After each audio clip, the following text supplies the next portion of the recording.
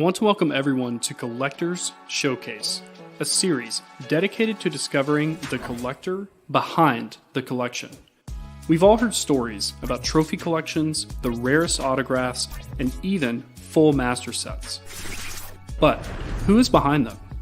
This series will reveal that and much more. The guests featured here are among the most influential collectors, personalities, and icons in the Pokemon hobby. Join me. We'll find out who they are, where they came from, and what they're doing now. A series created by the hobby, for the hobby. This is Collector's Showcase.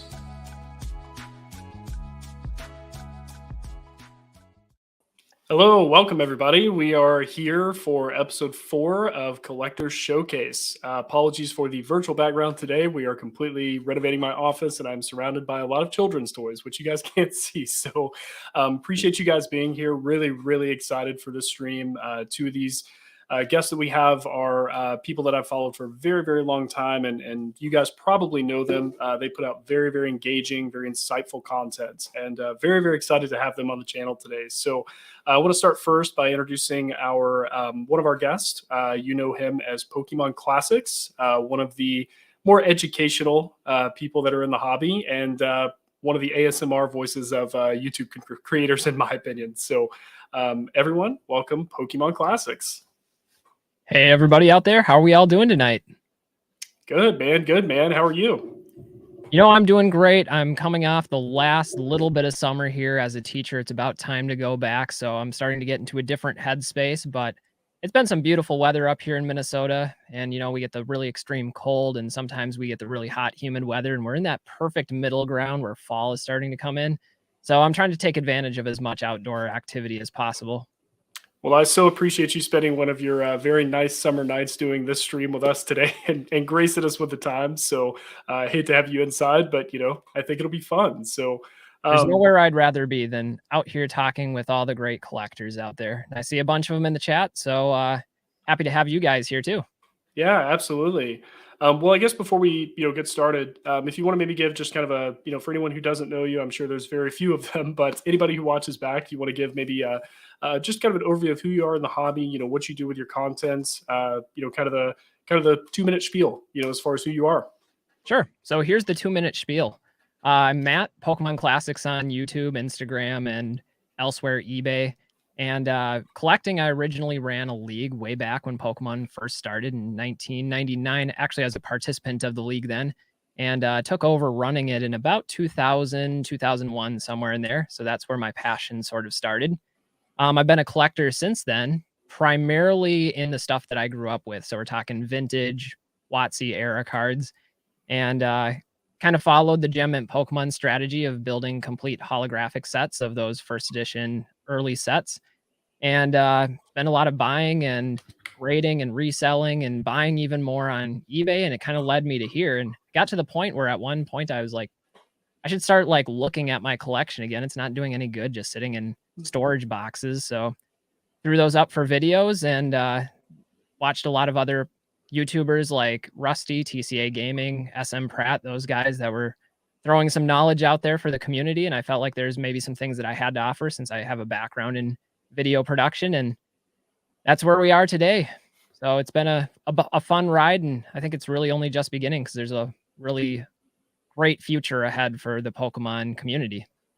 Well, I can definitely say that I speak for everyone that the quality of your content definitely exceeds most people that I watch. It's from your edits, obviously I'm a big audio guy, so the audio quality is always spot on. So you definitely put out some of the most enjoyable content that I ingest on YouTube. And if anybody has seen me in any live, you know that I'm in almost all of them. So I definitely ingest a lot. So you are definitely on the hierarchy and the Mount Rushmore in my eyes when it comes to quality content for sure. As our next guest is. So you guys, I know a lot of people have commented about my intro and how much they like it. It's not just a quick 5-second thing. I want to introduce you guys to the one who actually put that together for me and also runs TCA Gaming Rusty's edits on his channel as well. One of my longer friends in the hobby, Mr. Pokemon DNA. How are you, sir? I'm doing good. Thanks for having me on. Sorry if I sound, I'm still a little bit under the weather, but we're here and we're having fun, so that's all that matters. Yeah, no, absolutely. And like old school Pokemon, a few days ago, you were also premiering, looks like a new background for us. So it seems Yeah, to be a yeah, trend going right now. absolutely, man. We have to look real good when we're on Peaks channel. So Hey, we are streaming in beautiful crisp 1080p, so I will say that. yeah, it looks good. But yeah, everyone, my name's Pokemon DNA. So for any of you who haven't heard my backstory, I never actually opened up any vintage packs of Pokemon as a kid. Everything I got was a hand-me-down. Mainly collected Yu-Gi-Oh, but yeah, so about 2019, 2020, early 2020, the algorithm got me, Leon Hart and all the big names that we all watch.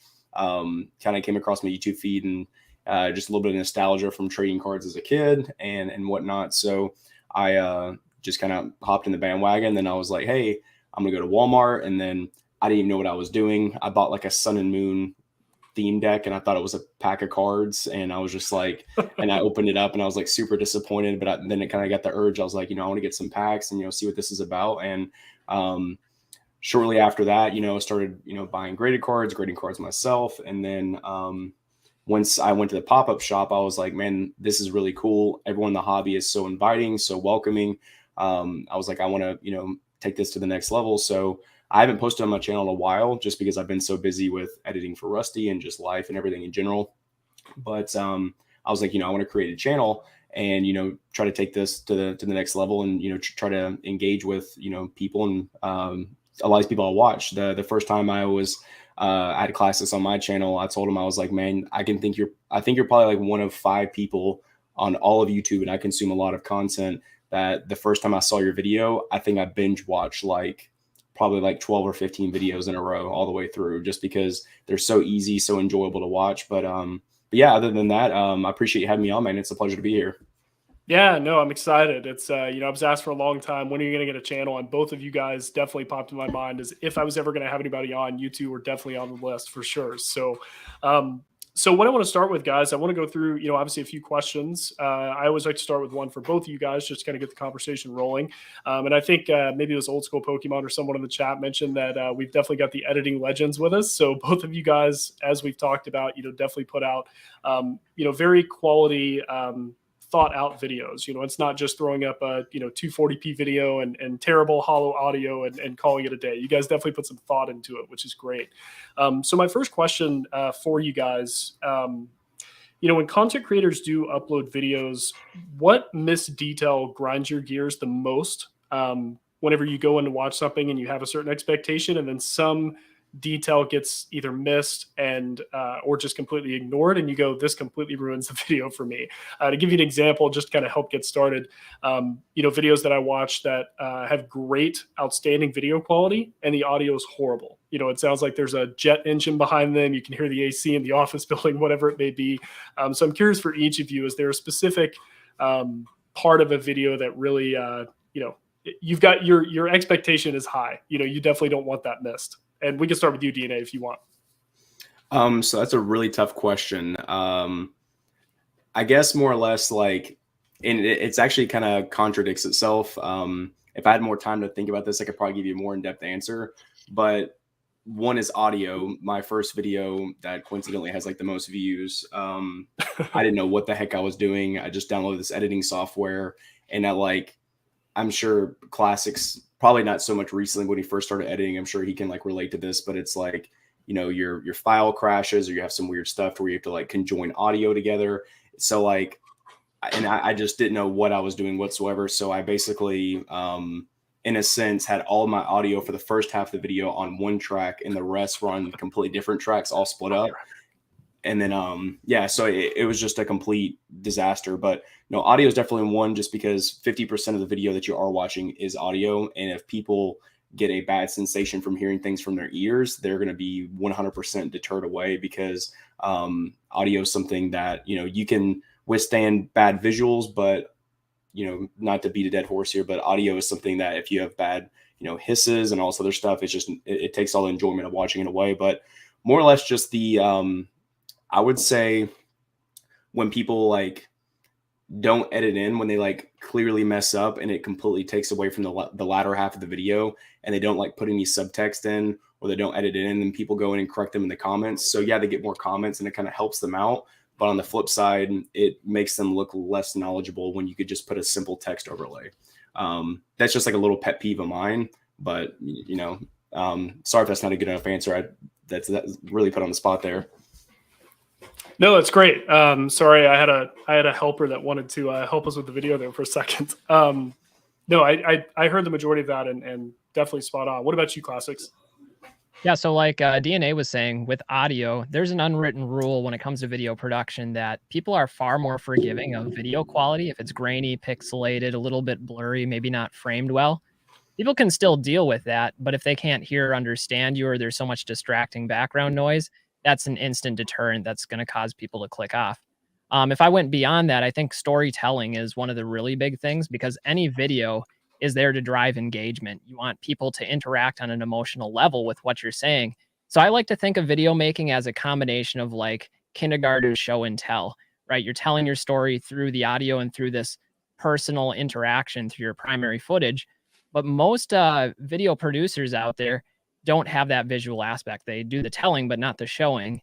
And you can do that to some degree by having a second camera angle, showing off cards as you're talking about them. And for most things, that's sufficient.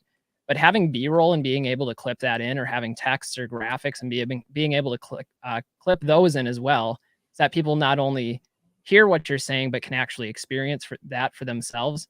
I think that's one of the main things. Then, like DNA was saying as well, having a clear, well thought out structure of where you're trying to go. Very few people can do like what SM Pratt does, where he just kind of goes one take, nails all of his points, talks about it in a really fluid way. That is the most difficult thing ever. Sorry to interrupt. It is so difficult to do. It is. I can't do it. And I don't script all my videos. Some I do, but I at least have like bullet points. And often I don't do it all in one take because I'm just not that eloquent of a speaker. So I have to refilm certain pieces over and over and then string them together. Then again, having that other footage to throw over top can help conceal some of those mistakes. So I think that's one of the important things, is if you really want to drive that engagement, it's show and tell. Well, and also too, you're probably a lot more self-critical, you know, especially, and I've done video editing to a certain extent. And you watch yourself back and you cringe 99% of the time. And then you go, okay, this is as good as I can do. Let's put this out here. And I think the coconut water in Pratt's videos probably help. It's like, okay, I need to pause real quick. Let's get the sponsored sip and go from there. But I completely agree. It's definitely one of those things that you don't see many people that are lax when it comes to, you know, editing themselves or being able to just completely get a message across in a 10-12 minute video and it makes sense, you know, without rambling. So no, I do really like your answer on the storytelling aspect of it, because I do think that is one thing that's lacking, you know, in some of the content that I watch when it comes to, you know, I can talk about the market, I can talk about, you know, different financials and all of that, but I like a beginning, middle, end. You know, I like a expectation to be set in the beginning about what the video is going to be about, because when you go in rambling, I just think, well, what's the point of all this? You know, what are we getting to? So yeah, the storytelling aspect is definitely one of the more important ones. And I hadn't thought of that actually until you mentioned it. So, and you know, it doesn't have to be overly flashy either. I know we've got Nick and Dan in here, and they do a great job backing up their market analysis by showing spreadsheets. And something as simple as that, I think, makes a major difference in people being able to comprehend that information versus if you're just verbally stating it. Yeah, I completely agree. Evidence when you speak your opinion always helps. You know, something to be able to back up a little bit. And I've definitely praised Dan for being the spreadsheet king when it comes to that. I probably watch just as many spreadsheet videos of his as I do like any other educational content. So I completely agree. I'm gonna vamp off of that really quick, and I'm gonna slightly change my answer. So to like what Classic said, if you do have a channel, or if you are aspiring to have a channel, you know, the spreadsheet, the visual aspect of it changes things, because obviously people learn in so many different ways. And then to go back to what you originally asked was editing. I'm sure anybody who does edit, and I mean, Classics is definitely, you know, upper echelon of editing, because I mean, he teaches it. But what really frustrates me and what comes to mind is when I'm looking at a video on YouTube about editing and how to edit something specifically, or if you're looking for a tutorial and there's like a 2-minute long, like you said, rambling or intro, And then I find myself I come to you for information, which I'm grateful that I can get that and you post that online, but I find myself almost doing a chore to get the information because I'm having to skip through the beginning of all the stuff from a person who I've never seen their content, don't have any relation with whatsoever, to find that specific piece of what I need. And a lot of times it's like an 8-second piece of what I need, but it's a 5-minute video. And I'm like, why did you make this so long? If you made this 30 seconds long, it probably could have been a lot more popular video. Yeah, and I won't stay stuck on this question for long. I know we all have like very, very big opinions on it, but I just thought of one as you were talking, are timestamps.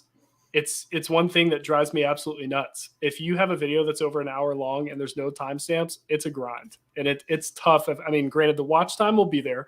I will give you that, but that's one thing that I try to do, at least with all of these episodes, is I go back and spend probably 45 minutes just doing timestamps of different things, just so people can adjust what they want. Because ultimately, I think it more looks out for the viewer, and it allows them to be able to kind of pick and choose their favorite parts. And I think when I do click on a video, especially a long format podcast or something like that, unless it's just people that I absolutely really, really enjoy listening to every word they say, which is a pretty short list. It's that one kind of grinds my gears a bit, to do the Peter Griffin throwback to that phrase. But no, I think those are all really, really great answers.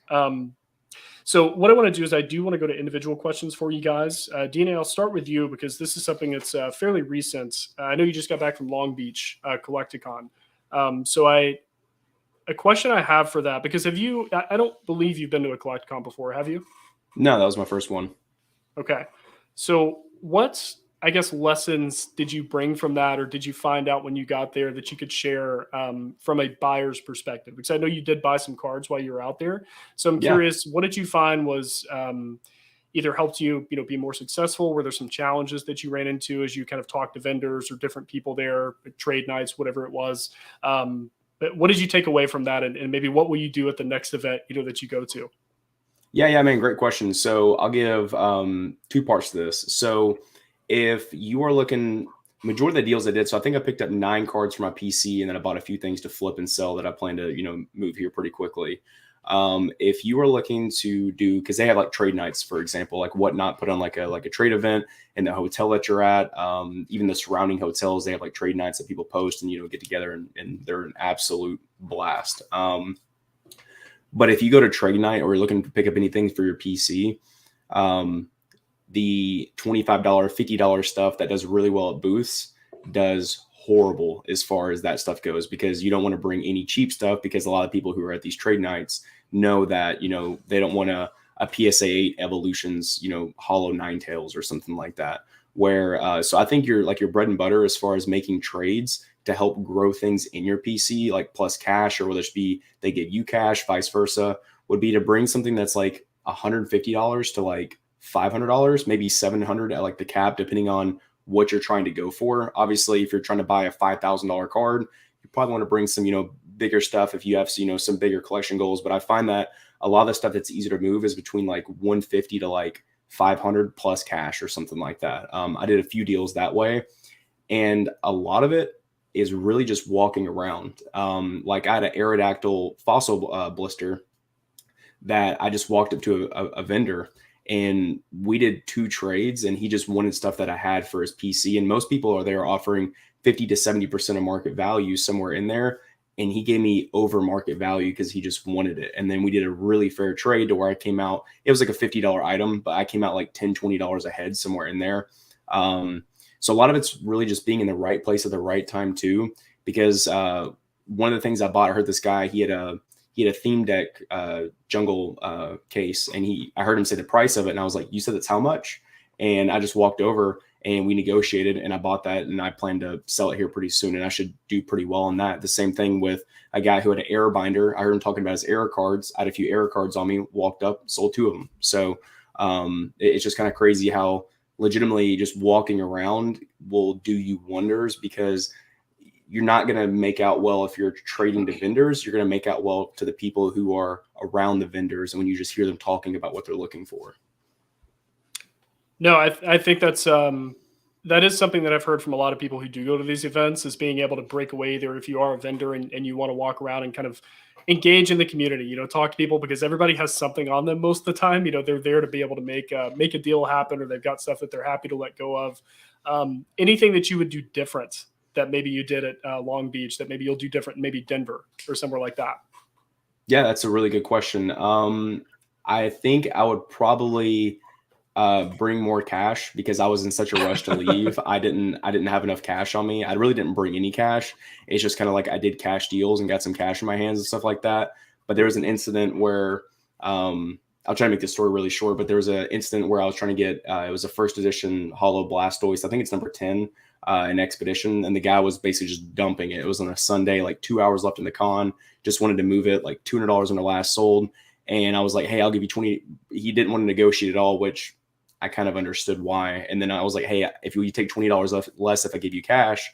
Well, I went to Basic, because Basic had cash because he was vending. And I said, hey, can I Venmo you and you give me cash? That way I can save $20. And he was like, yeah, sure. And I accidentally Venmoed him or PayPal'd him goods and services. So in the end, it only saved me like $1.50. But by just not bringing cash, it cost me money in that scenario, and $19 openly, and much less. It could be more than that, just because I didn't have the cash. I was able to get those additional maybe 3 to 10% discounts, because the people have to take goods and services because they are a business.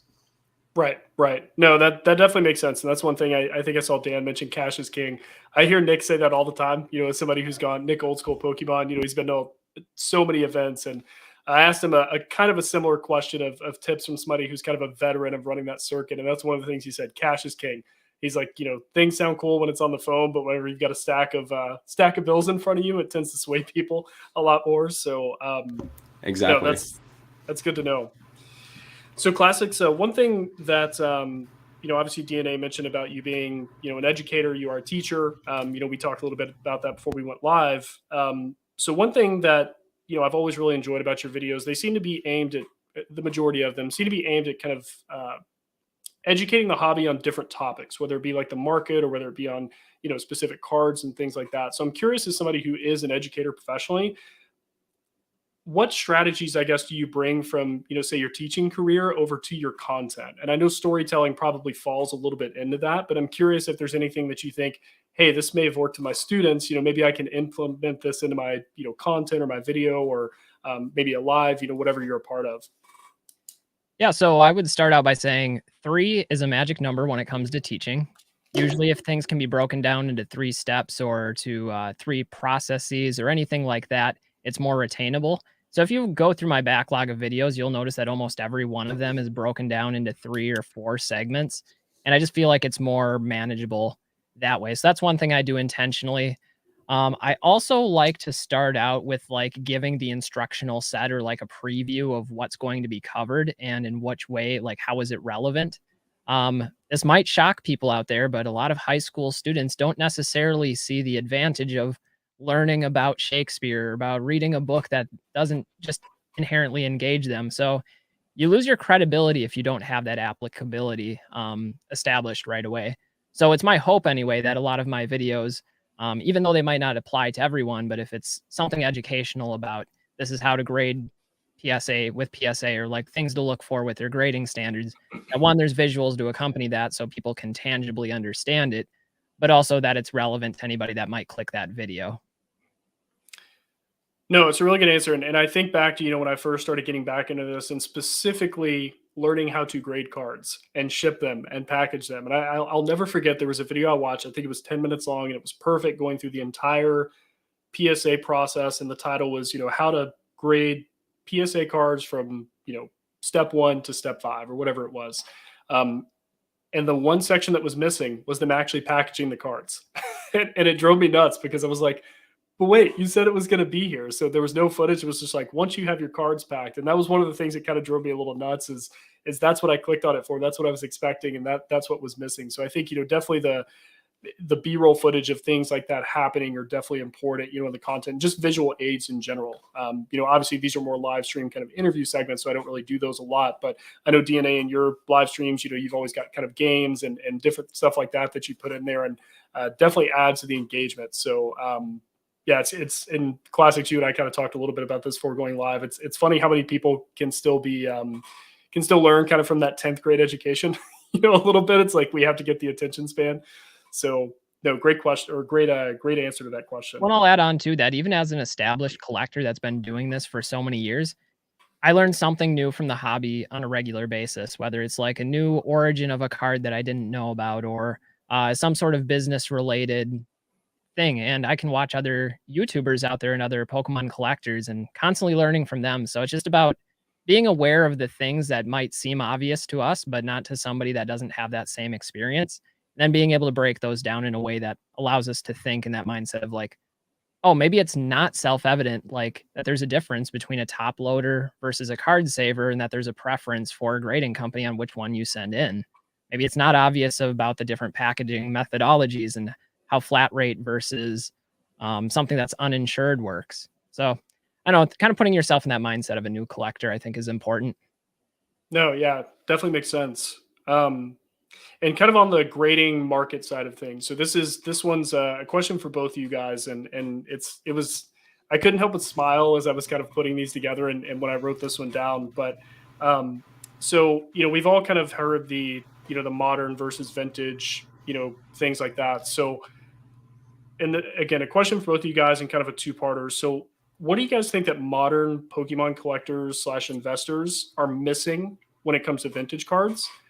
And vice versa. What do you think vintage collectors are missing when it comes to modern cards, whether it be investing or collecting, et cetera? Either one of you guys can start, but I'm curious. This was what I was excited to kind of hear your answers on when it comes to this. I can go first unless you want to. Classics. Yeah. After you. So I think obviously we all know the modern, the stuff that's, set cards, right? We all know why that we would ill advise to invest or really buy those cards unless they've been well established in the pop report and they've kind of found a stable, ground floor in a sense. But I think as far as vintage collectors, what they're missing out on modern is, yes, modern is printed heavily, but I think as far as like specific Japanese promos or like the Poncho Pikachu cards, for example, we always know the term, or all of us know the term, older, rare, mint, or better. I think we're missing out on the rare aspect there, because if you just look at all modern, you're like, modern's so heavily printed, all this other stuff. Well, yeah, the Poncho Pikachus didn't have a super small print run, but you also have to think the demand for those cards are astronomical, and that's why those cards are so expensive. So you can look at it, you can categorize modern as one big, overprinted, mass produced, doesn't have any long-term intrinsic value, when in all actuality, there's different segments of it, just like any aspect of the hobby. And going back on vintage, I think that a lot of people look at vintage, if they are PSA collectors or even raw collectors, and they think that they're overpriced, because collecting vintage, as we also all know, can get very expensive very, very quickly. I think that it's more or less, there are really, really good value points for vintage if that is something that you would like to collect, because once again, base set had a huge print run. There are tons and tons and tons of those cards out there. Just like, ultra modern set cards. I don't know the numbers differences, and none of us do, but I think if you're looking, if you're not like a condition snob or like a label buyer, there really is a lot of value in Japanese PSA 9, like e-reader cards. That's like what my specialty. That's kind of like what I delve in. So I know for a fact that a lot of these Japanese cards, there's a ton of value. And even like first edition base set holos, like PSA 7, PSA 8 quality cards, there is a ton of value in those cards, and you can get a lot of really awesome nostalgic artworks, put them in binders, have a, near mint to mint, slab collection. I just think that everyone say vintage is too expensive and modern is overprinted, I think is really upsetting, because there are really good points to both of them. And if you just need to look at different categories and do the research in order to make a well-educated decision, I guess. That was a great answer, by the way. Thank you. I appreciate that. Yeah. I'll add on that I think we're all inherently captive to our own experiences. And so if you have older collectors like myself who prefer vintage because it's where the majority of our experience lies, maybe what we're missing is that childlike enthusiasm and a lot of that new experience and how that offers a connection to those newer products, but also how that sustains the growth of the hobby to the masses. Because, most of us that have been around for a while, we're an aging demographic. We're not necessarily a new demographic coming to Pokemon for the first time. Granted, some of us may be returning to it after a hiatus, but I think that's important to acknowledge. And often modern does have fundamentals of its own. And there are items like the ones DNA mentioned that have that element of scarcity and rarity to them. More often when people think of modern, I think they generalize just the broad nature of printing, where everything is printed to oblivion, everything is easily attainable. And that's probably true for a lot of product. To some degree, the same could be said of vintage. On the inverse, and since I'm more of a vintage collector, I think what a lot of modern collectors miss about vintage is they don't necessarily understand the importance of the historical context of something and the origins behind it. And they look at it and they're like, people are going to age beyond the old stuff and not care about it anymore because they don't have that personal experience with it. But I think that's been disproven with a number of other hobbies, whether it's, vintage sports cards or even Big Brother Magic the Gathering, or if we take vintage video games and systems that these millennials and Generation Z never had the opportunity to play in their own childhood, but yet they have that historical connection and therefore become very desirable as collector pieces. So I think there's a middle ground in there where both need to acknowledge the experiences of the other generation and come to grips with like this best approach is to have an understanding of both and an appreciation of both. And that's something that I've been getting better at, I think, because modern never really interested me a whole lot. But the more I watch these different YouTube channels and talk with other collectors, the more appreciation I find for it. No, it's a really good point. And one of the videos I recently watched that makes me think of that is shout out Retrospects. If anybody, I'm sure there's people in the comment section who like his stuff as well, and subscribe to the guy's channel. He's very good at doing those one take, like let me get my entire thoughts out there. But one of the things he talked about was missing the forest for the trees in relation to modern. And he compared it to, I'm trying to remember the exact card, but it was a vintage card. He said that it takes him maybe a month to find a really mint copy that he could grade maybe a 10. And there's a very ultra modern Dragonite that is selling for the exact same price as that vintage card. And he talked about, the kind of the psychology of it is getting past his, niche of the niche cards that he chases and thinking there's so much value in this. But one of the points that he made that really stood out to me was, he is so engaged, and as we all are, very engaged in this hobby, very aware of a lot of the numbers. And then we kind of miss thinking about the people who just come in and just like the card. The history doesn't mean anything to them.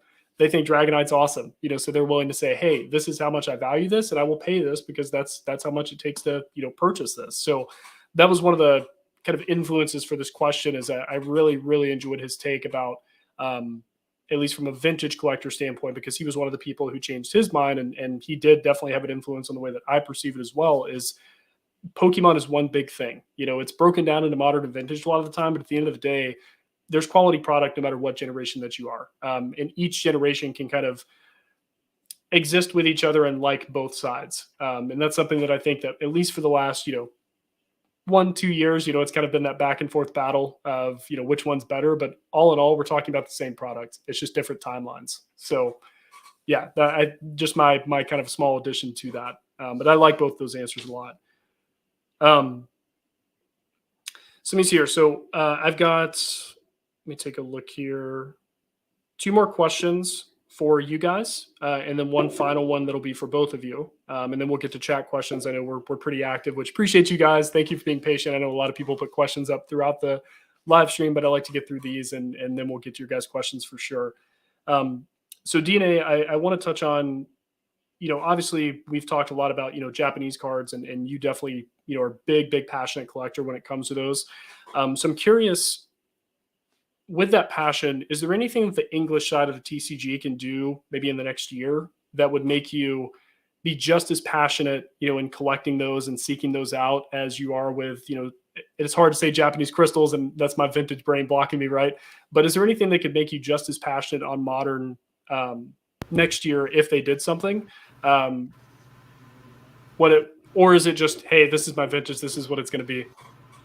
So Collectacon really skewed my brain. Like I'm like really rethinking like everything about collecting because there's just so much to take in, and there is so much out there. If you haven't been to a Collectacon, or if the first event I went to, it was the pop-up shop. That just got me really excited. Then after delving into this niche side of the hobby, hearing all the strong opinions, and then going to Collectacon, it really changed a lot of stuff. So I'm kind of like figuring out my groove in the hobby once again, because I feel like I'm navigating really well, but I feel like there's even better ways to navigate it just because I learned so much while I was there. But to kind of answer your question, or the main question there is, um, I just wish they would do more exclusive stuff like the UPC, or like do like Poncho Pikachu type stuff, like gone like in an English version. And the UPC was really cool, but like I don't really care about metal cards or base set Charizard. That's just like my take on it. Great product, you know, that's going to do really well long term. It's obviously a high demand. When I was at Collectacon, I saw a guy buy 3 of them from a vendor. So I mean, there's a lot of buyers out there for them, but I just think that if they keep pull rates the same way that they are, they still have the print issues that they do. It just kind of pushes me more into the Japanese side of things. I think if they up print quality and had some really cool promos that were exclusive to English, or not even exclusive, but just a lower print run, I think it'd make things more exciting. Not from a value perspective, because obviously when you have a lower print run stuff and there is a high demand, you're going to have an increased value. More or less from just a rarity standpoint, because rarity isn't everything. You can enjoy the art, like I have the Vaporeon, Flareon, and Jolteon, the alt art English ones from like the boxes. Stunning artworks. Obviously, they were in Japan too. Great cards, really cheap, really affordable, and I love that aspect. And I wish they would make some alt arts or more alt arts in like promos, just because people can enjoy these cards and at a much lower and affordable price point. But I also think, you know, price aside, that having those cards be a little bit more rare makes them more special, just because everybody doesn't have them, and it makes you feel like your collection is just a little bit more, you know, kind of unique and fun. Yeah, and we've talked about that a lot. You know, I'm really big on the chase and being able to find these really low print run, hard to get cards, or you had to be somewhere to get them. And Yeah. you know, I definitely want to hear, or not hear, but when it comes to English promos specifically being exclusive, that is my number one ask of the TCG. It's just one of those things that, I mean, we saw special delivery Charizard, you know, go crazy. People were literally clawing over each other. People are buying codes. You know, they're selling for crazy prices. I know DNA, you and I talked about that a lot. I think I even sent you I sold mine at the con, actually. Oh, did you? Oh, congratulations. Yeah. Yeah, I sent you, I think, the first PSA 10 sale, and again was like, what is happening? But Yeah. it almost validates, I think, my desire, and what I think a lot of the hobby desires is give us exclusive promos so that we have something to chase, or we have something that you know, sort of etches a event in time, you know, through the card. Because that is one thing that, you know, you look at even some of the Pokemon Center openings, they'll have exclusive ones in Japan, or you look at, like you said, the Poncho Pikachus, or, I mean, there's just so many things that come out of Japan, and you would think we would get maybe even 10% of those, but at this point, there's barely any. So that is something I definitely take away from what you said, and completely agree with, is just something to chase on the English side would be nice, because Japanese is hard to chase, as we all know. Yeah. I want to add one more thing to my answer really quick, is they need to change the hollow patterns on the regular hollows and in reverse hollows. I'm not one to be a stickler about the yellow border. I don't care about that. But the Japanese reverse hollows and the exclusive promos that they have, that like star, and, you know, I'm talking about how like the Poncho Pikachus had that really cool like star pattern hollow. And even if they're a half art, they cover the whole card. It's like purposeful hollow bleed. I think it makes it so much better looking. And when the card hits, like the right amount of light hits the card and it just shimmers the whole card, I think it adds a really cool, unique aspect to the card as well. And if you haven't seen it in person, you've only seen it in pictures, the half arts especially, they just pop. It's really, really cool. And I hadn't seen one of those or owned one of those cards in person, but I bought I think it's the Hakama Pokemon Center Pikachu promo here recently, and it just came at an auction, and I just couldn't pass the deal up. And yeah, I just saw that card, and I was like, you know, I intended to sell this card and flip it, but I might PC this just because it's so cool looking. No, that's awesome. So classics on your side, just to sort of, and talking about, you know, especially Pokemon centers opening up and kind of events in general. So, and I did kind of quote you this on my last stream with Jake and Nick, but one of the bigger moments, I guess, for you in the hobby that you talked about was PK's live stream. You talked about how that was just one of the best moments as far as your collecting history and how long you've been in here. So one of the questions I had for you, and kind of had a little bit of a different take on this, is there a moment that you've seen in the hobby that you weren't a part of that you wish you could have been? I can think of a lot of those, but one that comes to mind is Charlotte Collectacon looked like a blast. I went to the one in Dallas, and that was one of the best weekends I've ever had as a collector. But to watch that video where it was Dan and Nick and Jake and Rusty and all those guys opening up the Shadowless Zap deck, I think it was, searching for the Ghost Pikachus, I was like, I wanted to be there. I should have been there.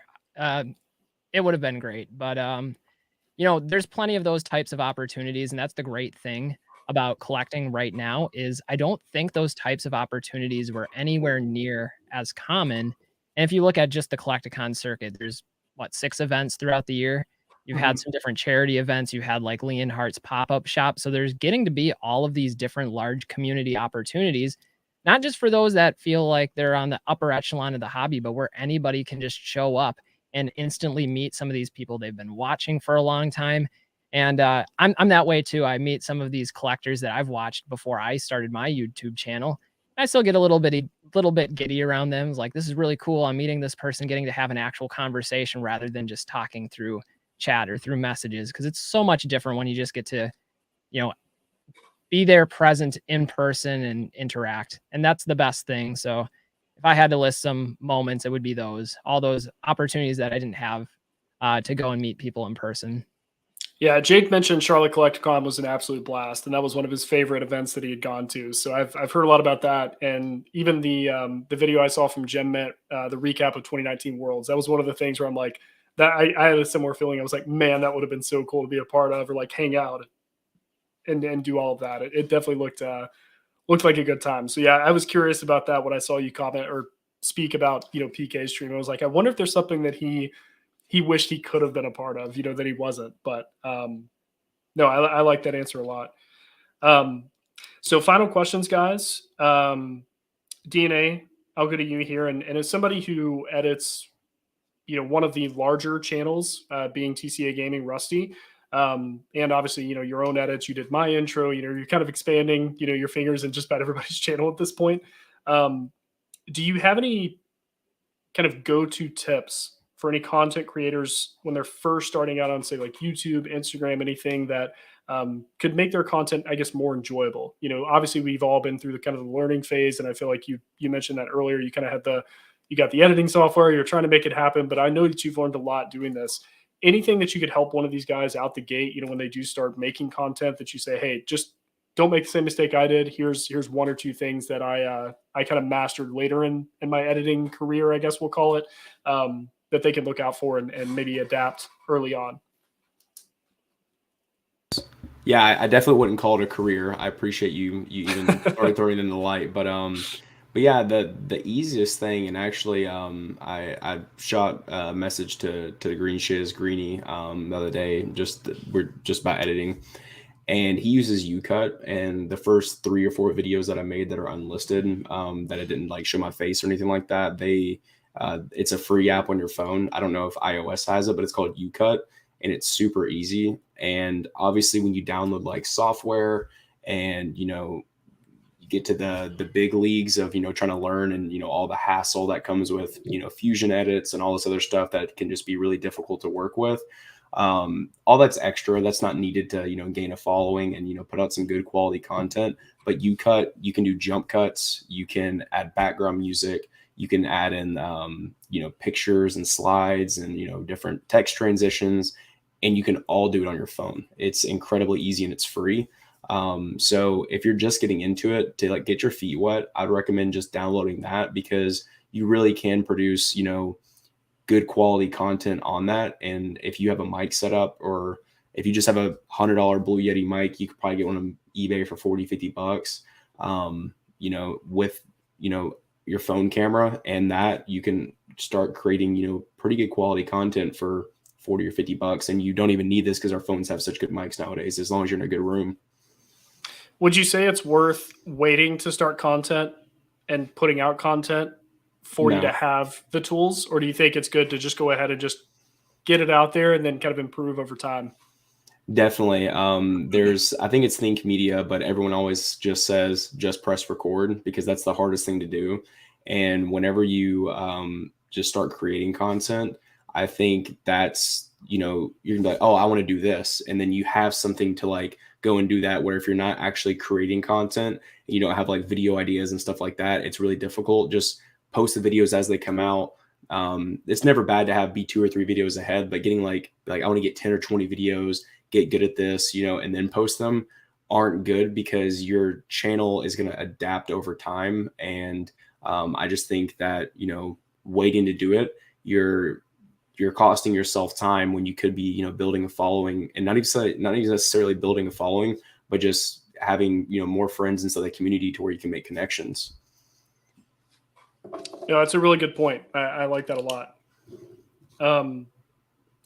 Last question here for classics, and this is kind of a fun one. Another one that I smiled making here. So we'll go through this question, then we'll do just one last one for both you guys, and then we'll get to some chat questions. And chat, I'm just going to scroll from the top, so we'll kind of go down. So if you guys have questions, feel free to just leave them in there, and we'll definitely get to them.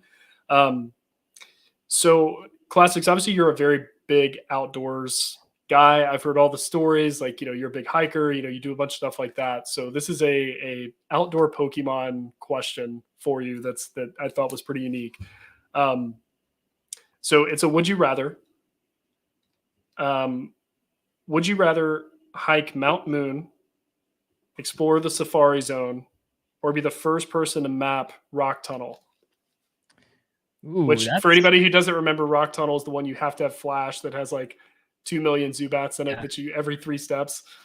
So I was just going to say, I don't know if I'd want to deal with encountering Zubat and having to run away every 5 seconds. So that one we can cross out of the list immediately.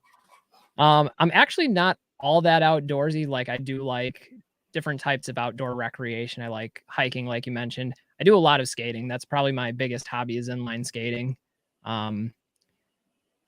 So it's down between Mount Moon and the Safari Zone.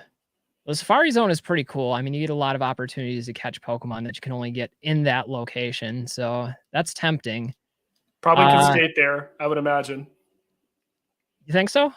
Probably, maybe. Okay. I would think it's more flat, maybe. It's not a mountain.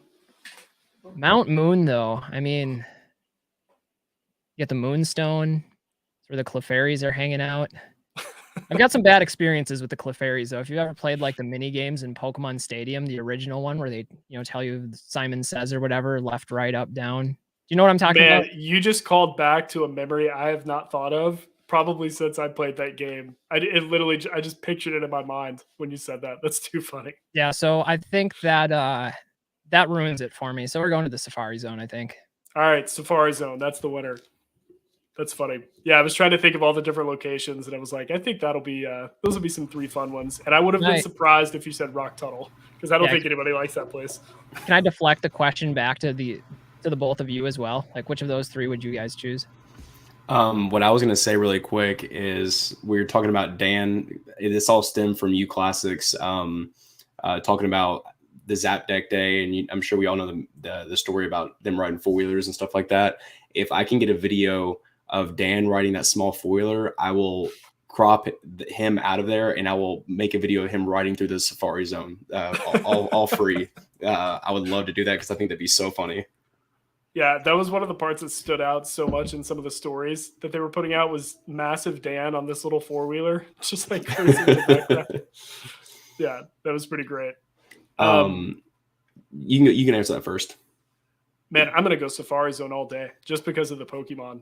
I'm like, I get to, it's again the chase, right? It's like I just want to see these things. Like even if I can't catch them, Mount Moon would be cool, but I would much rather go into the rare exclusive area, of course, in the game. So I'm gonna go Safari Zone as well. So you said Safari Zone, you said Mount Moon, and you said Rock Tunnel. Rock Tunnel, I'm not like super familiar with the games. Rock Tunnel is the one that is it the Zubat or the Crobat that you run into all the time? Is that what It's you the said? Zubat. Classics? It's the Zubat. And it's completely pitch black, so you have to get flash in the Yeah, game. the TM. Yeah. Yeah, that brings up so many bad childhood memories of just encountering all those Worst Zubats. part of the game. Yeah. But I would say Safari Zone as well. Even though I feel like the Safari Zone low key would be absolutely terrifying, I think that would probably be the best option because we all make Pokemon to be like this like fun and like happy kind of thing. But if I'm in the Safari Zone and I'm getting chased by like a giraffe rig, that'd be pretty terrifying. I want to say, and I don't know if my memory is serving me correctly. I think there was a Chansey in there. That's the main reason because I love Chansey. So I would love to see one of those. That'd be my go-to. Awesome. No, I'm glad that Classics you put that back to us because that is a fun question. So final question for both of you guys, and then we'll get to chat, and this will be a little bit related to chat somewhat. So I want to know specifically, how has the Pokemon community impacted you guys in the time that you've been into it? And this can be related to friends you've made, just the organic interest in a similar hobby, just whatever your personal takes are. The community as a whole, what have you guys been able to take out of that as you've been in it?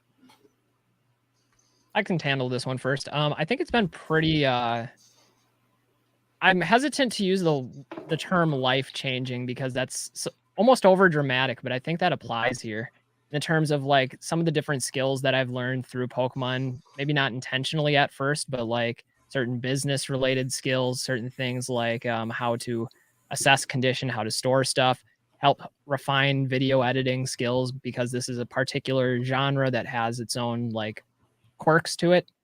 But the friendships made along the way are probably the best part. I've mentioned that a few times already.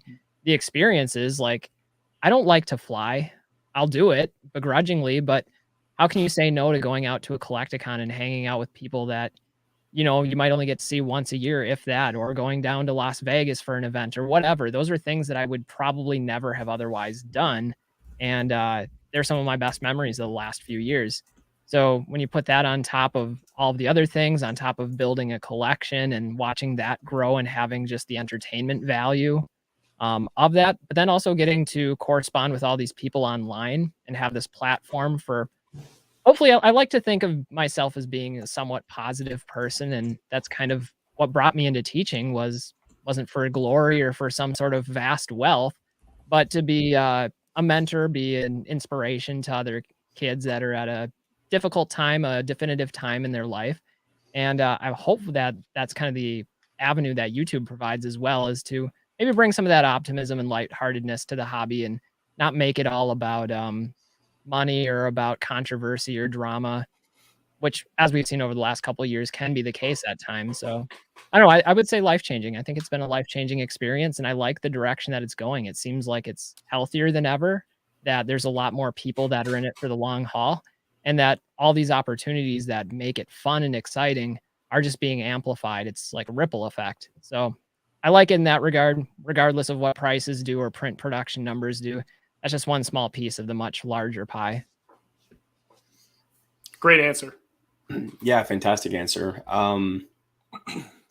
For me, it's you asked more or less, what's gonna like how did this impact us, and like what is the big takeaways, right? I just want to make sure I got the full description of that. Yeah, so it's just how has the community side of the hobby impacted you personally?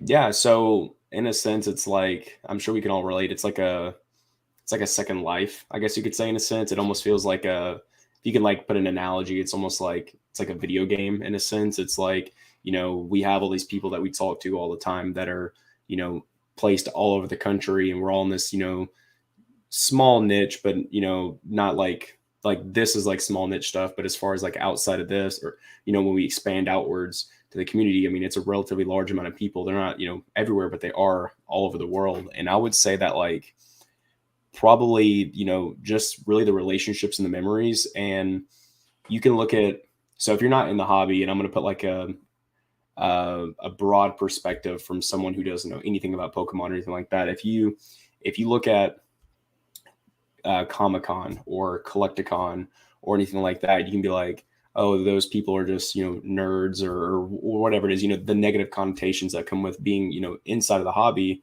But what's really, really cool about it is whether you grew up from this circumstance or you grew up from that circumstance or whatever it is, and you just have an inherent connection with that person automatically to where you collect cards and you want to be friends with that person regardless of whatever it is, whether they, have completely different, political views or whatever it is, like you still have that, because what making friends, or when you're talking to people and you're trying to establish and make friends with somebody, what's really, really cool, or the foundation of it is you're talking to people with small talk or, initial things to try to find and establish that connection. But when you have something like Pokemon, you immediately, click right off the bat to where you can start with something you have relations to, and then you can go into small talk and learning more about that person. So I think just having everyone be so accepting and going to these events in person makes a huge difference, because like, Classic said, I love airplanes, but as far as, traveling and stuff like that, traveling's a nightmare. You have to get up early. You have to spend 3 hours at the airport. There's layovers, delayed. I didn't get home. My flight got 3 hours delayed. I didn't get at my house on Tuesday morning until like 4:30 in the morning. Like it was a nightmare. Like I'm out. Like don't sign me up for that. But if it means I can go and drink and have fun and make some cool trades and get some cool video with some people that I talk to and all the time, I just think it's so fun, and it really means the world to me that people that are across the country that we're all willing to meet up at this event just to meet each other and go out and have fun. So that's kind of a very long-winded answer and kind of hit a few points several times, but it's really just the community's impact on me that makes the biggest difference. It's not about all the market data and the analytics. Yeah, it's a fun aspect of it, but it doesn't mean that it's not anywhere near the biggest part of the hobby for me. Yeah, I would completely echo that, and just to even give my answer on this is it, and you sort of touched on it a little bit, but really what the community impacted me with is not, and I'll give kind of slight backstory here is anyone who grew up in the 90s and when you got into maybe the early to mid 2000s, you didn't talk about Pokemon cards with strangers. It just was not something that you did. It was just something that was very, kid only, nerdy, like you said. Like it was very outcast as a hobby, for that. So I would say this community, when I got into it or back into it, it made me more open to being able to discuss it with people who have no knowledge of Pokemon at all. And I actually enjoy communicating and talking about it and sharing that passion. And I organically have that excitement talking about it. And I couldn't tell you how many, friends I've had, or just even, especially my wife's friends, which is always funny. They go, yeah, he does Pokemon stuff. And they're like, what? Because people haven't heard about this in so long. And that's one of the things that, used to, I'd be like, yeah, whatever. I don't want to talk about that. But now I'm like, absolutely. I was like, I've got a lot of good friends who I talk to, it's just an exciting thing. And it definitely lit more of a passion in me engaging with the community versus I was in for probably 6 or 7 months without really engaging with anyone. It was just mainly buying, selling, just Facebook groups, which are definitely impersonal.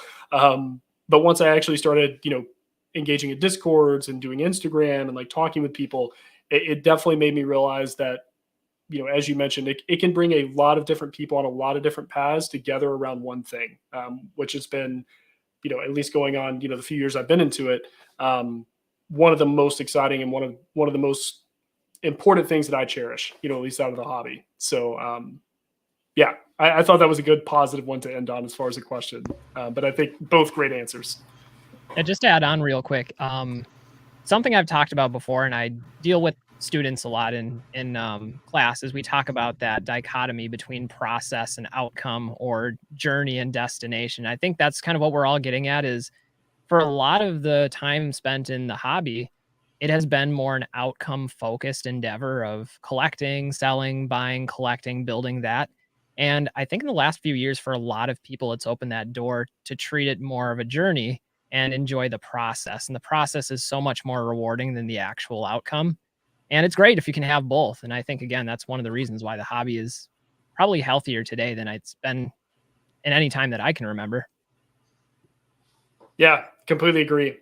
Well, guys, that is all the questions I had for you. And I know Chad has been like extremely active, and I so appreciate you guys being patient. I definitely want to get to some comments, questions, and everything that they had. And I was Basic just had a actually, really good question. yes, I'll start with that one, then I'll scroll back up to the top, guys. I did see that come through. So Basic Trainer said, Peak That Shoe, Pokemon DNA, Pokemon Classics. If you guys could gain any aspect of skills from another YouTuber / content creator, who would it be and why? I'll have to take both of you out of the answer to this question because you guys would definitely probably be two that I would want to take some stuff from. Any aspect of skills. I formulated a typed response if you need a chance to think, but yeah, go for it. In terms of well-organized data, not a strong point of mine. I'd never really had a formal training in spreadsheets. I can meander through them. So I'd want to steal that from Dan, but I'd want to combine it with Nick's ability just to be efficient with every aspect of running a business, because I look at what he's doing versus what I'm doing, and he's like on every platform. He's packaging like thousands of orders. And I wake up sometimes, I got like my 2 eBay sales to package, and I'm like, oh, that's going to be my morning. It shouldn't take that long, and it really doesn't. It's because I just lack the drive and efficiency. So I'd steal that. No, that's good. I would say the person that comes to mind, he's not a YouTuber. I would say definitely Charlie Herlocker would be one of the people I would definitely, as far as skill set, just the more knowledge of the actual business aspect of grading companies, of anyone that's involved in the collectibles industry, being able to understand from the 50-foot or 50,000 foot view that he has on how operationally a lot of that stuff works, would be definitely, a set of skills I would love to have, and really just knowledge. He is one of the biggest brains in the hobby, in my opinion. It's hard to think of somebody who maybe in the same sector could probably, be more knowledgeable in those. But I would definitely say from the business aspect of it, optimizing, especially distributor and wholesale and business to business sales is definitely one of the things that I think there's not a huge outlet for that type of knowledge for people. And he's one of the very few. So I would say that skill set from him specifically, and that knowledge base would be something I continue and would love to, keep striving for, when it comes to that. Yeah, I would say more than aspect of skills, because I feel like and this sounds really silly, but I feel like a lot of skills in the hobby can be taught and really learned over YouTube, which is a great thing about Pokemon specifically versus, any other TCGs, is the information is there and the people to help you are there. More or less what I would want to take away would be perspective from people who were actively engaged and ran businesses in the hobby pre like Pokemon Go, like maybe who started around 2014, 2015, like SM Pratt, Rusty, Classics. You were in the hobby around then. Were you like actively engaged? I mean, I would resell some things that I didn't need on eBay, but I wouldn't call it like an active business at the time. Okay, but just people who are just like, 60% as engaged as they are now, they were back then, is, the perspective that I would like to have, just because obviously history repeats itself, markets repeat itself. It's something, that, it's basic economics when you look at, trends and data. And I think having that perspective of how the markets reacted back then, of course, you do have the data to go back, but looking back at data, other than using like pokedata.io and stuff like that, it's really difficult to find like the true real figures of what was going on at that time, because it wasn't like super well documented, at least from what I know.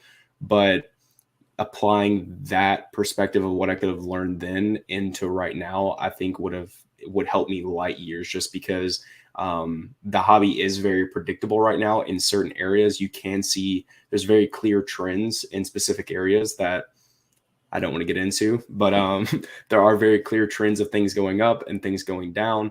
But I just think applying that to what's going on right now would help me, one, as a seller, and two, grow my collection, because it would allow me to know when I should sell something, when I should wait to buy something, so on and so forth.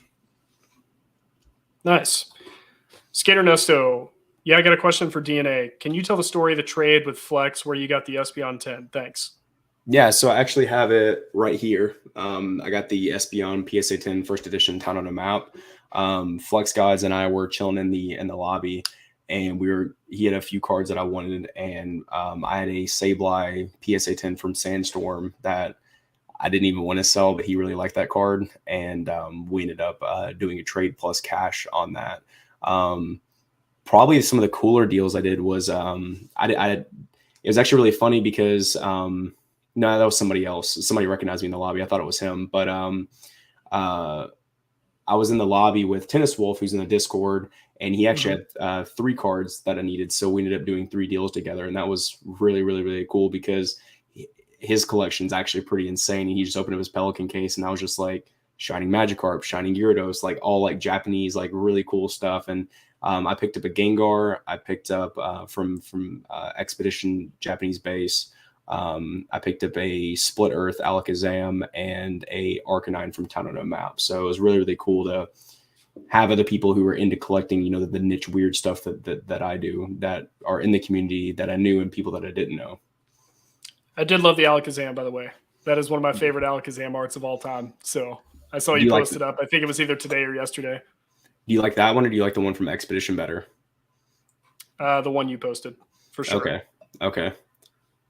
I did something about like looking through like the eyebrows or something. I don't know. I just really he's terrifying looking in that artwork. Yeah, I'm into it. Anything is we can get close to dark Pokemon as possible. Like I'm about it. Basic earlier in the chat said Modern Collectors really opened my eyes at Long Beach Collectacon. My Modern slab sold out first, and people were genuinely excited to see it. So looks like he echoes what you said earlier. Derek giving him a hard time. I did laugh at that. Dude, what was really cool was I was helping Basic Vend in Long Beach, and I came in. I had a rough Friday night, and I came in really late on a Saturday. I've been in Long Beach since Wednesday. I hadn't got like any sleep since I was there, and I came to Collectacon late. I'm kind of glad. Any advice for anybody who hasn't been to one, what I would suggest if you're not vending would be to probably get there like semi early on the Saturday, and then maybe in the latter half of the day on Sunday, because you can really experience everything in one day. But if you are there for the weekend, that way you're not on your feet the whole entire time, unless you're just actively trying to buy and flip stuff like constantly and just trying to like completely optimize cash and stuff like that. And Classics can probably attest to this. With one day, you can pretty much see everything. Saturday, the first day, semi early, so you don't have to wait in the line, but you still get to have like the hype and excitement of everybody there for the first time. And Sunday, the latter half of the day, because you can really get the good deals. And when people are trying to move stuff, people aren't as apt to move stuff as you would think. But if you search for people looking to move stuff, you can really, really find it. And that way you're not on your feet the whole entire time, just because it's really, really difficult to, walking for 8-9 hours, 18 hours in total. But some guy walked up when Basic and I were vending together, and I was helping him like, count up slabs and, figures and stuff like that. But this guy owned 3 card stores and came up and bought like 125 sub $50 slabs from him. And he was like, I want that. And so one guy was running comps, one guy was picking out what they wanted. And he was like, I want this, I want this, I want this. And they just like had this big like pack or pile of slabs in the case. And then when they walked away, I was like, hell yeah, dude. I was like, good stuff. I was like, that's awesome. Well, what's interesting that you say that, I don't know if anybody saw DeGreen Shiz, which anybody in chat who's not already subscribed to him, please do. He puts out really, really great content, but he also had I think it was DeGreen Shiz who did this. No, Java Akuma. That's who it was who put this out. But he was at his local, some local like collectible show that they had where he lives, and he was doing kind of vlog style. Had it look like a GoPro or whatever it was. But an older guy walked up and said, "Hey, I own a card store. What are you here doing?" And he was like, "I do Pokemon and all this." And he was like, "Man, people ask me for this all the time, and I don't know anything about it." And it's one of those things, he goes, but there's such a demand for people who want it. So I feel like maybe that was a situation as well, where some of these card store owners who maybe weren't into Pokemon, maybe there were big sports stores, or sports card stores for a long time, are now having to turn so many customers away. They're like, we have to engage in this. Like, let's just get a bunch of inventory so we can actually move it. So that's immediately what I thought of, when you told that story. One thing that John Doe said, and this was to Basic, but I'm curious about yourself, DNA. John Doe said, Basic, were modern alt arts what people were getting excited about? Did you get a kind of finger on the pulse when it came to what the interest was for? So interest was just everywhere. Honestly, at Collectacon specifically, the people who are vending and the people who you could tell, like people who were serious collectors and the people who were buying like cheaper stuff, typically they were a family or they had kids with them. And my favorite part about Collectacon was I think I gave like 5 or 6 kids like free cards. I got a bunch of top singles on me that I brought because I intended, that's a long story, but I intended to vend with Basic. But what was really cool is that I had like a lot of top singles. I had some packs on me and stuff like that. So when I met kids, I'd be like, hey, what's your favorite Pokemon? And they'd be like, oh, that's my favorite Pokemon. I'd be like, do you know tops? And like, what's tops? And I would like give them some of their cards. And this little girl, basically was the name this happened, but she said her favorite was Eevee. And I had some, I think it's top series 3 Eevee. And I gave her, those cards. And she's like, oh my God, this is so cool. I've never seen this before. But and I'm sure classics can relate to that, but it's really, really cool to see kids, have that enjoyment, because that's $1, $2 card to me, but that means a lot to that, little girl. So, but as far as like alt arts and like a pulse on what was really exciting, I really saw there was vintage everywhere. You had pretty much booths selling modern singles like rainbow rares and stuff like that. You had 80 to 85% vintage, and sealed product was not a lot of vintage individual packs, but you had people trying to sell like booster boxes. Obviously, you have like Pokemon Network and you have like Heritage Auctions that just have incredibly expensive stuff that's like way out there. But there really weren't a ton of alt arts. The only alt art that comes to mind that I saw like graded was like a PSA 10 Moonbreon. The guy wanted like $1,000 for it or something crazy. I heard him.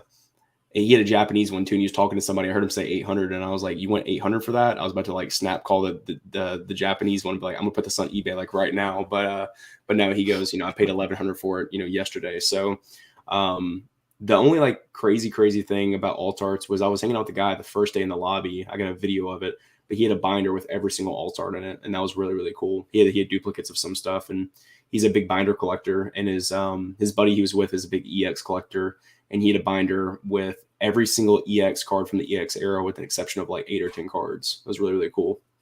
That's wild. Yeah, that's one thing I was just reading over chat, which you guys have put some super hilarious stuff in there as I was reading back.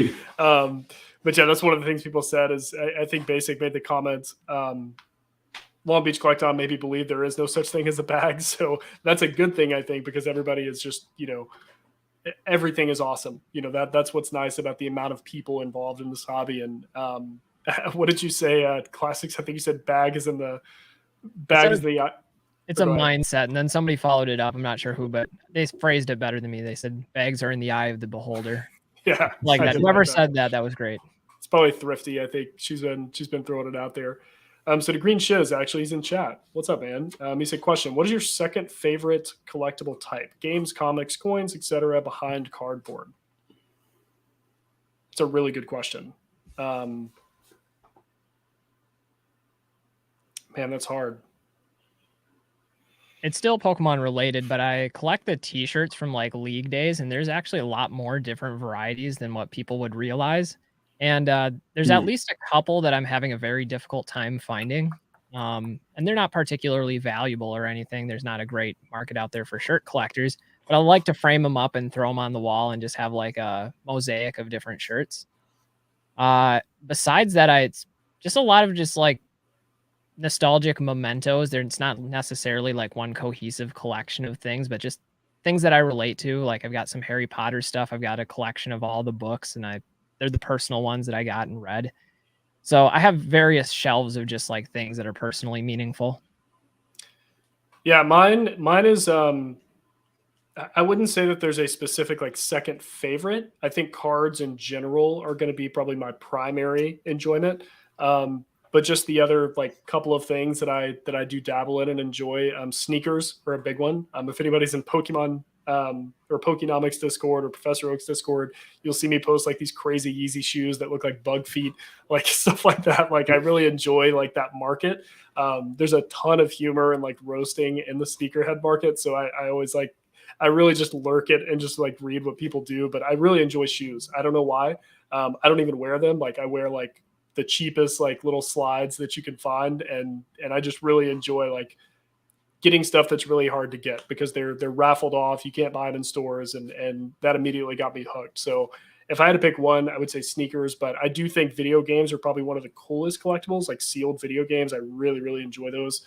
I have actually an entire tub of like old Super Nintendo like cartridges that I had that I just recently priced out, and it was crazy like seeing some of those are like $300, and I'm just like, I had no like idea that ungraded video games even go for that much. I mean, it was just nuts. But basically anything from my childhood, like, you know, old Zelda Majora's Mask stuff, Killer Instinct on the Super Nintendo, like stuff like that is the type of stuff I'd love to have sealed when it comes to games. But I would say sneakers and then probably games or tie, but I haven't really gotten into games at all. What about you, D-Nate? Speaking of shoes, what was really funny was Chun-Li was staying at the hotel that we were at, and he walked in the hotel. I think he got there. I like pulled up in an Uber and I was talking to people, and like 3 minutes later, I think I actually walked past him from my Uber getting in, and he walked in a few minutes later because he was like unloading stuff from his truck. But one of my family members is kind of like, you know, big Pawn Stars fan, and I called my mom or my dad, or they called me, and I was like, Chun-Li just walked in, and my dad was like, he was wearing some fancy shoes or something like that. I was like, no, I was like, he actually came in wearing like Versace sweatpants and Crocs. And I thought that was really funny. Like one of the biggest like shoe collectors is wearing Crocs walking in. But hey, I will say, as somebody who is above average in the shoe market, Crocs, when they collab with people, are very, very expensive shoes. Like you would not believe, like we're talking $600 Croc clogs. Like it's nuts. Isn't it stylish to wear all sorts of like bling from the Crocs now? Yeah, that's a very like the true like Croc people, from what I've seen, is they'll have like the little gems that hang off, or they'll make them like a Hello Kitty version and stuff like that. They'll have like googly eyes on it. Like it's really strange. And those aren't like stocks or anything, but I guarantee you, like if he was wearing Versace sweatpants, he probably had some crazy like Balenciaga collab or something with Crocs that he was like rocking. And that's kind of the funny thing about it, is like it's almost like satire because they can make a regular looking shoe. Like even with Yeezys, which is primarily what I tend to buy, like they have their 700 model. It's like the dad shoe of Yeezys, but it's like $300. But if you have them at like, anybody be like, look at this dad shoe. So there's a lot of humor involved in it, but the prices are still what they are. So anyway, I thought I'd help Chun-Li. Yeah, that's super funny though. I just thought it was funny. I was like, this dude's wearing like crazy sweatpants and wearing Crocs, but like you said, he probably was wearing some fancy Crocs and some sleeper shoes, but some sleeper Crocs. Yeah, exactly. But when I was like big in the music scene, I collected a lot of records. I still have, several records. I used to go to Goodwill's like all over Tennessee just to like kind of sift through the record collection. One of my favorite like jazz artists is George Benson. He's like some of his later stuff is kind of like Michael Jackson-esque like sound, but just a lot of like really cool funk tones. Great musician. But when I was in Goodwill one time, I bought one of his records it was still sealed from 1983 for 99 cents. I was like super ecstatic when I saw that. So stuff like that. I was a big guitar collector for a while, but I don't really collect anything like actively other than Pokemon. Like at one time I had like 18 guitars, I think, or something like that. Wow. Yeah, but I think I have like probably like 5 or 6 now. I downsized. I just basically kind of like what I'm doing with my card collecting right now is just consolidating into, bigger cards or, bigger instruments that, just kind of are more versatile and suit everything that I would want out of the hobby or out of music to kind of, relate them together. And Shiz, just to add on, it's not even really a favorite, but one of the most recent markets I've actually made like 2 or 3 different purchases in and have been really like reading up a lot on, are sealed VHS tapes. As funny as that sounds, I'm building the inventory for these because CGC is going to be grading those eventually. So that's a really interesting market. There's so many variables of like labels and watermarks and stuff like that. So that's been pretty refreshing to read up on. They had some graded VHS tapes at the Heritage auction booth, I think, at the Dallas Yeah. Collectacon. Yeah. Yeah, Swami and a good group of us were in the I can't remember if it was Oaks Discord or Pokenomics Discord, but we went through like a bunch of IGS graded stuff on Heritage, and man, I mean, some of the prices that you see are like, I mean, in our minds, like that's so ridiculous. But then try to find those, and they're non-existent. It's just funny when you can kind of cross fundamentals in different collectible hobbies, and it's funny to like see a lot of similarities in that. And you know, it's the same as, you know, we talked earlier about like modern collectors now who think, who wants to buy like base set? It's so expensive, and then you get the VHSs, and it's like, oh, there's this like The Thing is one of my all-time favorite movies ever. But there's one with an MGA green stamp on it, or green watermark. And I think the last one that sold was like $1,200. And I was like, well, now I want that. When's that coming up? You know, I wouldn't buy it for $1,200, but you know, if somebody puts in a sleep auction or something that ends on a Wednesday morning, like I want to jump on that. But yeah, it's just funny to see how different markets work. I like this. We need an SSN cruise for Pokemon collectors. That would be cool. More than likely, we would have. Oh my gosh, I can't believe I'm forgetting his last name. Jason, who sings the Pokemon theme song. Jason Page. Jason Page. Jason Page would be the main act. You know, Vanilla Ice will be there too. It's gonna happen. Yeah, that was. Everyone was like, "You're gonna really enjoy Vanilla Ice," and that was just obnoxious. It was so loud. I was like yelling at people, trying to like talk to them at certain points. When I was like near the stage, I was like, "Man, this is crazy." So, fun story about that. I was up on the stage filming, and I was right next to the subwoofer, and right below was like the audio board with the guy turning the switches and stuff. And whoever was his stage manager had bottles of water everywhere because they were opening water and just like spraying it out on the crowd. And they put them all on the subwoofer, and they kept falling off onto the audio board down there. So it became my like dual task to like protect all of these bottles of water. And I'm talking like half a dozen to a dozen bottles that are all bouncing in different directions as I'm trying to film. So it was like the world's most difficult multitasking task that I've ever experienced. That's funny. I haven't heard a positive take on the Ice concert yet, so I'm somewhat excited and intrigued to see that in Denver. Two things. I was at this like it was like a cannabis like TCG. I forget it was forget the company name, but they like rented out the third floor, and it was like a trade night. It was after the whatnot thing, and there was like a ton of people there, and we just I was with Z&G, Cam, The Green Shiz, Nick, Pokey Fresh. There was a few people who were all just like chilling outside, hanging out. And I walked in, and Jason Page was like doing a trade with this guy. And he was like, so I just walked up to him, and I was like, what are y'all trading? And they were like, oh, we're doing this and that. And he's like, yeah, I'm going to like sign this card for him, and then I'm going to trade him for this. So he basically was like using his signature on something to like increase the value to do trades. And I was like, that's kind of capitalism. Love it. I was like, John Doe, nostalgia is a strong market. Absolutely. I feel like that's probably the main reason collectibles exist at this point. I want Peak's Avatar Mastery. Well, all you need is Google, my friend, and a love for Nigel Thornberry as much as I have. So, John, I like Pokemon. Yeah, go for it. I was gonna say I have a question for Pokemon Classics. So what was your key takeaway? Well, let me ask this first. Was Dallas your first Collectacon? Yeah, that was the first one. What was your key takeaway, like vibe, or kind of like, I'll ask you kind of what Peak asked me, like what would you do differently if you went back, or like what were some of the key takeaways of like, was it mostly vintage in Dallas? Did you see a lot of alt art? Just kind of like the overall consensus. Yeah, so as a consumer, I hardly bought anything. I bought one box of Astral Radiance, and at some point, I think it was on Sunday, I spent like 3 hours walking around finding every kid and asking them trivia questions and giving away packs. So that was a lot of fun. But in terms of like a spectator walking around all the booths, I would say it was, like you mentioned, predominantly vintage. quite a bit of sealed product was being sold. I think this was just a couple days or maybe a week after Astral Radiance had come out. So there's a lot of interest in that set because of the timing. Otherwise, I just thought the whole experience was great. I was running around all over the place with the camera, filming everything from every conceivable angle and hanging out with as many people as possible, talking with people. They also had the big MetaZoo tournament going on, so I was trying to cover that. I don't know. I don't know if I would say necessarily do anything different. I just wish I had more ability to be in multiple places at once, because I was kind of internally conflicted on whether or not I wanted to be a vendor and have a booth and have like a home base for that.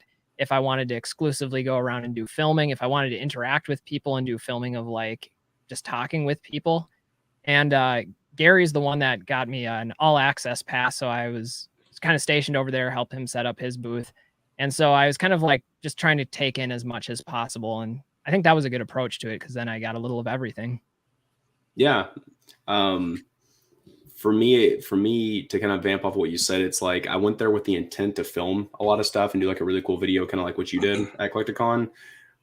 But something I struggle with is like multitasking, and you know, like at concerts, like you see people videoing and stuff. It's like, when are you gonna go back and watch this? It's like Collectacon's very different from that though. I'm not saying that, but it's like, for me, I was like, man, I want to like really enjoy the moment, but I also want to film this. And I'm going back and I'm editing like a cool short, because like there's like at the Hyatt, I was like holding a first edition base set box and a PSA 10 first edition Charizard, and I'm like, I got a cool video of it, and I was like, so I'm editing a short and I'm going back and listening to some of the conversations with like people I was with, and I was like, man, I was like, I really wish I filmed more. And I think that's what I'm going to do in Denver, is definitely film a lot more, and also try to enjoy the moment. It's something I struggle with, because I feel like social media makes that really, really difficult, is being in the moment. And I feel like the fine balance, which is hard if you're trying to film well, but it's like actually enjoying the moment, but also like watching here, but like filming here in a sense. But I really, really wish I got to like film a lot of those cool moments, because obviously majority of those memories are going to be lost. You know what I mean? Well, I mean, if you experience them, they're never really lost. But Yeah, I know there's a lot of people that like to have that tangible thing to hang on to. And, you know, that's how I justified it, is I have cameras with me and I wanted to film, and for sure. there's just so much to film that I felt like I should. So I'm Yeah. hoping, though, it'll be a different experience to some degree in Denver, because there's going to be so many people there that I know are going to be there. And I think that'll change the dynamic a little bit. Yeah. I will say that I have to really rely on jealous. people like I have to rely on people like yourselves to film everything, because I'm awful at taking photos or videos. Like I just like purpose, like I don't really outside of like my Instagram for Pokemon, I really don't use social media. I think it's probably been like 2 years since I've really posted anything unrelated to like either putting something on Facebook Marketplace for my wife, or like putting offers in on cards, or like asking people to DM me for cards.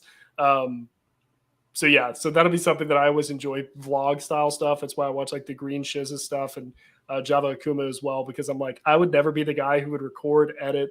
I can't even get it off the camera onto my computer most of the time. So I'm just like, yeah, I'm going to rely on everybody else to document all those memories. So I guess living in the moment by laziness maybe is probably the biggest takeaway from that. But I'm still sitting on hours and hours of footage that I'm still going through, processing, snipping out pieces. I filmed a time lapse of like the setup and a bunch of other stuff, because we were there a day early. I think by the time all was said and done, I had like 8 hours of pretty solid footage. And I've done like 2 videos with just some of the highlights, but I want to do something a little bit more climactic. So I might do something like as a promo going into Denver. Yeah, I think I'm going to watch the 19 Worlds video of Zach, and I'm going to watch your Collectacon video as inspiration for me to make sure, like the day before Collectacon, that way I can make sure I can get good footage, because that's something I really, really want to do. Zach's was really awesome. I can't remember who put it together for him, because he had the footage and gave it to a guy who like made the video for him. But man, such a fun video to watch, like from pre-boom hobby, and like seeing all these guys in there. That was such a good time. I had to highlight this because I was just cracking up earlier with this. Dan is he's opening the inventory for the wife and sister-in-law, and that's how you get them hooked on Zoo. You just have them open that stuff. So there's your MetaZoo comment, by the way, Dan. He said every Pokemon stream has to have MetaZoo brought up. So I'll timestamp this as I did in the last one and say MetaZoo. So there you go. It's also cheap labor. Yeah. Can you sleeve all the hollows for me and just like give them to me at the end? That's funny. You know what I'm shocked? I'm really shocked about, and I've figured might as well we can timestamp this too. We're on an hour, 29 minutes, and 47 seconds with Peak, and I haven't heard Dragon Ball once. So that's pretty impressive. Yeah, that's true. I haven't brought up the what other collectibles and been able to show that for a little bit. The new God Rare was announced today, just so everybody knows. It's a Bardock, which is strange. Which you know what? I'll play off of that. And obviously we're an hour and a half in, like we talked about, so we might be kind of closing in on the tail end. If Chad doesn't have too many more questions, but are there any other TCGs, CCGs that you guys are really dabbling in, or maybe something that has come out recently that's very intriguing with you that you may look into in the future that you haven't before? I won't say Dragon Ball in my answer, by the way, DNA. I'll pick something else. For me, Dragon Ball actually is that. I'm mainly just like vintage Dragon Ball with the Art Box Series 2. That's the only thing that really comes to mind. It's actually really funny. I didn't think I had any more of those packs left, and I was handing out like my Art Box Series 1 to like people, like friends and stuff like that like Dragon Ball. Some people that just wanted to open up some vintage packs. I still have a ton of them left, but because I didn't open up a ton of those because it was like in the bundle that I got whenever I bought those. But I was with Pokefresh and I was like, hey, pick a pack. And he like grabbed one at random and he opened up an Art Box Series 2. And I was like, I didn't even think I had any more of those. So because they look so similar. Yeah, I mean, that's about it. But as far as like other TCGs, honestly, like I'm so focused on completing E-Series right now. It's like between that and recent like job changes and like all this just other like with roles and all this other crazy stuff going on in life right now, I really don't have the time to do that. What is that? We got Expedition Magmar in my to grade pile, and an I saw that. What's that? Raichu in the that, grade pile. Is that the camera doing that? It looks gold. Oh, I have a green screen going on right now because my keyboard is only facing one direction, so I can only film from this setup. But yeah, that's why it's awkward. And it makes the cards look awesome, right? Yeah. This is a one of one special rare hollow. That's awesome. Yeah, mine has been outside of Dragon Ball. I'll put the asterisk there. And World Stamp promos, as Dan give me a hard time about because he knows I love those as well. Really, it's been Zelda. CCG has been really the main thing I've been into and been looking more into. They're at PSA. I've really been looking a lot more like Wii Sports stuff because one of the things that I like about the new PSA TCG Instagram is they post a lot of different TCGs. And I've seen some of the arts recently, and I think I talked about this on another stream.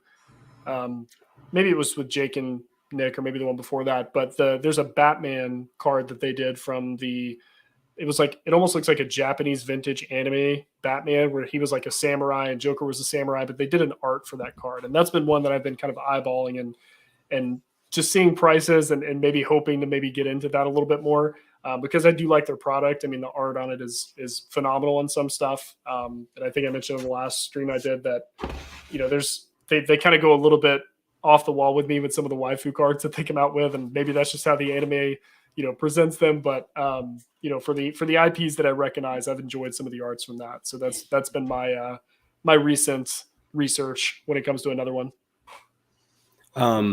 Super quick. The last thing I will say with that is the Weiss's or Weiss, however the heck you say it, is doing there's actually a lot of that at Collectacon too. There's a guy dumping Pokemon, moving everything into Weiss. He was giving like really good deals on stuff, which is really interesting. But they're coming out with the Avatar: The Last Airbender set. That's like the most nostalgic cartoon for me. So I don't own any Weiss cards, never opened up a pack, but when that comes out, I am full sending. So I'm very, very excited about that. Yeah, that's awesome. The only other one that I saw was the Green Shiz that he bought a World of Warcraft TCG tonight on eBay, which I think I had heard of these cards, but it's been a long time or there's really not a ton of content around them. So which I'll tell, everybody in the chat or anybody watching back. I mean, if you do have a intellectual property that you really enjoy, there's probably cards out there for it. There have been, I mean, I've seen Lion King cards, like I've seen all kinds of random stuff that you never thought. If there's Resident Evil cards, which I went on a very long, like research heavy thing to try and find, and I just could not find like sealed boxes for, but there's stuff for just about anything that you like or grew up with or just are really interested in. So, if you ever want to kind of feel refreshed and maybe take not a step back from Pokemon, but you kind of want to look at something new, I mean, just Google whatever you like, cards, and you will find something that's been released. I found a lot of different cool arts, a lot of different games doing that. So beyond that, guys, I want to say that's pretty much everything for the episode. Like I said, I usually like to try to keep these around an hour and a half. So if you guys want, we can do maybe an after-hour stream and just kind of talk and things like that. If you guys are game for it. Yeah, I'm good with whatever. Cool. What we'll do, we'll go ahead and call this the end of episode 4. So I so appreciate all you guys being in this. We'll do a after-hour stream, maybe 5 minutes after this, as soon as this goes down. If you guys want to hang out, maybe ask some questions, just kind of talk some cards, whatever you guys would like. But I guess before we go, for each one of you guys, anything that events, any new things that you got going on, anything you guys want to plug, feel free to go ahead. Classics, if you want to start. Yeah, so this is kind of a combination of all 3 of those. In the chat earlier, I threw it out there. We need to get the first annual PokeTuber basketball tournament happening. I'm just going to go ahead and volunteer Rusty's property since he hosted the first unofficial scrimmage. But I just want it to be known out there that there's a record of it to everybody out there that needs to happen. We'll set up a live stream. We'll have a traveling trophy each year and maybe have some fun with it. So I don't know if it'll ever actually happen, but I think that needs to happen. Yeah, we can all throw in... I was going to say, I call dibs on Dan Catch 'em All Collectibles being on my team because I'll just hide behind him and watch him dunk on everybody. So I was going to say we could all throw in $20 and the trophy could be Dan's Pika trophies. The winner, we could all split that up. So yeah, I'm sold. It'll be everybody's. We'll just keep it at my house. It'll be great.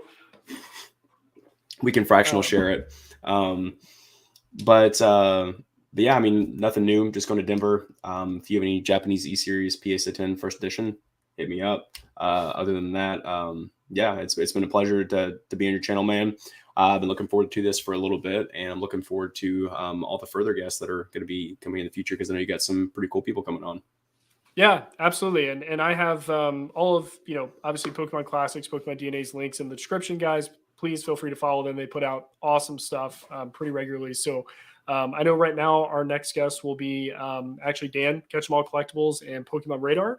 And then the episode after that, I'm trying to announce kind of 2, I guess, ahead now. I made that mistake on my last stream, so I've got to kind of keep it going. But the one after that will be Echo-based Collectibles and John Brooks, aka Blastoise Kid. If you guys have never heard of him, most people have not.